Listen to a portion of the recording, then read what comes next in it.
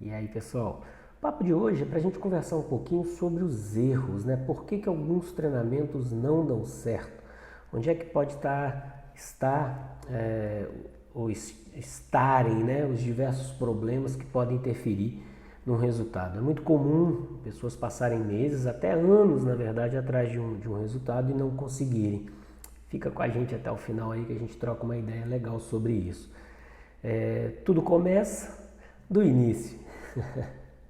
Parece fiada, mas é verdade. Às vezes as coisas óbvias passam, né, desapercebidas da nossa visão, ou pelo menos daquela visão momentânea que a gente tem acerca de alguma questão. Vamos começar pelo começo então. Basicamente, para que um resultado dê certo, nós contamos aí com 4 possibilidades, né? A primeira possibilidade é que você tenha uma genética que seja compatível ao resultado que você está querendo.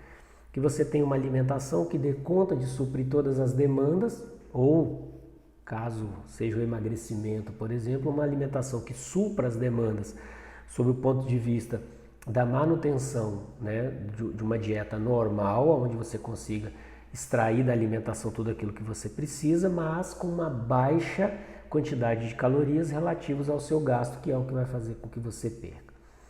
Outra possibilidade é que você tenha um treinamento que seja condizente com aquilo que você está querendo. E uma quarta variável é fundamentalmente o seu descanso. Não necessariamente o sono, ainda que o sono seja extremamente importante, mas é o seu descanso. É você muitas vezes não continuar em atividade demasiadamente forte ainda que você não ache ou não perceba que isso esteja acontecendo. Genética, descanso, alimentação, treinamento. São 4 variáveis aí que são fundamentais.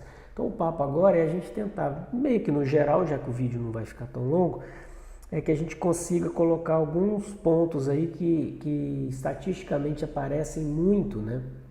Quando esses sujeitos conversam com a gente, ou dos alunos que a gente tem acompanhado aí nas diferentes prescrições de exercício que a gente tem feito ao longo desses anos.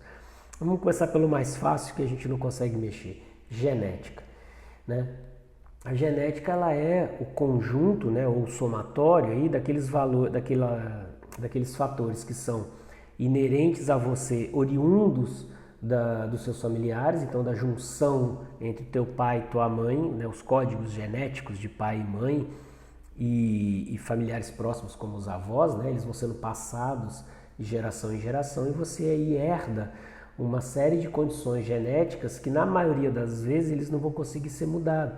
Para que você mude alguma questão sob o ponto de vista genético, isso tem que ser feito clinicamente e nem eticamente é aceitável na maioria das vezes. Depende muito do problema, depende muito do argumento que você tem.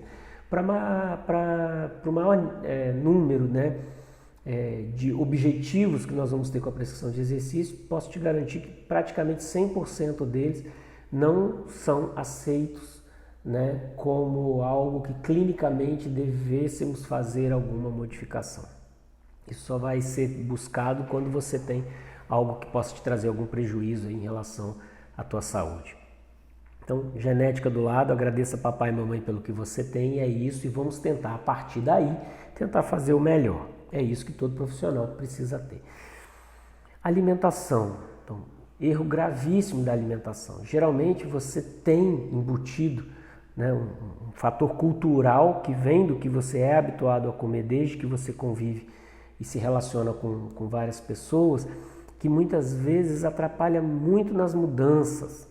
É aquele sujeito que vai dizer assim: olha, eu quero ter o resultado, mas eu não abro mão de tal alimento, eu não abro mão de tal refeição, eu não abro mão de tal condição.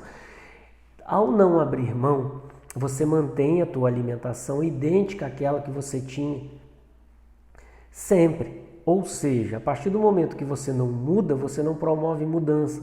Então foca, esteja aberto às possibilidades das mudanças que vão ser necessárias de serem feitas para que você obtenha o seu resultado. Toda e qualquer prescrição que envolva retirada ou incremento de alimentação, ela precisa ser feita por profissionais competentes. É aí que entra o nutricionista.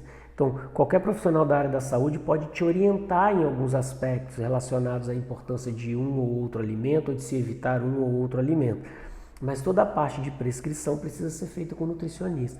Então, pensa e reserva um tempinho para que você pense sobre a possibilidade da mudança e também, se você não conseguir isso de maneira gratuita em algum atendimento público, que gratuito não é, né? Já está embutido nos impostos, mas você não paga uma taxa, mas você vai ter que reservar também uma grana para aquelas consultas que você fará com esse profissional. Outro erro muito comum com relação ao descanso, né? Então, quando nós estamos treinando, fazendo uma sessão de exercício, você tem ali uma série de estímulos para te promover um desenvolvimento. Ao sair dessa sessão, por vezes você desconsidera que algo que você esteja fazendo fora não deva ser contado. E aí nós temos vários problemas, né? Então imagine que você teve uma sessão de treinamento aeróbico onde você correu durante alguns minutos ali, numa intensidade muito alta, etc, etc. E aí no seu lazer você marca 3, 4 peladas por semana, né? Jogo de bola aí com os amigos no final do expediente, depois do trabalho, de manhã, tal. Então todo esse desgaste calórico que você teve lá no jogo, ele é contabilizado como estímulo do treino. Então muitas vezes você, volta a falar, né? Você não tem o resultado porque você não está treinando oficialmente em outro horário, mas está se desgastando como se fosse. Então é muito importante você deixar claro para o profissional aquilo que você está fazendo. E você como profissional precisa aprender a contabilizar isso. Então se o sujeito faz 1 hora de treino com você e depois disso ele surfa, joga capoeira, anda de skate, faz trilha, esse sujeito tem um dispêndio e um estímulo fora daquela 1 hora que você tem treinado que com certeza vai influenciar. Pode influenciar muitas vezes até positivamente. O que eu quero dizer é que ele precisa ser contabilizado. Então, em termos de descanso, prestar muita atenção nesse ponto. E em termos de treinamento, a gente pode ficar por horas aqui falando. Basicamente, os vídeos que eu faço, eles vão falar de treinamento. Hoje, como disse, né? O ponto marcante é pensar no erro. Então, por exemplo, um erro clássico, assim como acontece com a alimentação, é também não estar propenso às modificações, né? Então, quando o seu profissional, ou você enquanto profissional, propõe uma mudança e o sujeito não aceita essa mudança, eu não gosto de determinado exercício, eu não gosto de treinar de determinada forma, ele vai engessando o nível de treinamento dele, a intensidade de treinamento dele, a complexidade do treinamento, né? Todas as variáveis da carga. E esse engessamento vai fazendo com que o organismo se adapte. O princípio da adaptação a gente já falou em tantos outros vídeos aí para trás. Tem um vídeo específico disso e ele aparece quase que sempre. Porque o princípio científico da adaptação vai dizer isso, que eu preciso encontrar um estímulo forte para que eu promova a mudança. E esse estímulo forte está relacionado a todas aquelas variáveis da carga, né? Volume, intensidade, a complexidade, a frequência, por aí vai. Então, se eu não estou propenso às mudanças no treinamento, se eu engesso o meu treinamento, um fator de erro pode estar aí. Ou seja, você está fazendo a mesma coisa e esperando resultados diferentes. Então, genética, alimentação, descanso e treinamento. 4 possibilidades de te dar o resultado, mas são as 4 possibilidades onde você pode ter algum erro escondido ali. Legal? Espero ter te ajudado aí. Qualquer dúvida, se quiser, deixe nos comentários e a gente volta a falar um pouco mais desse assunto. Valeu, um abração.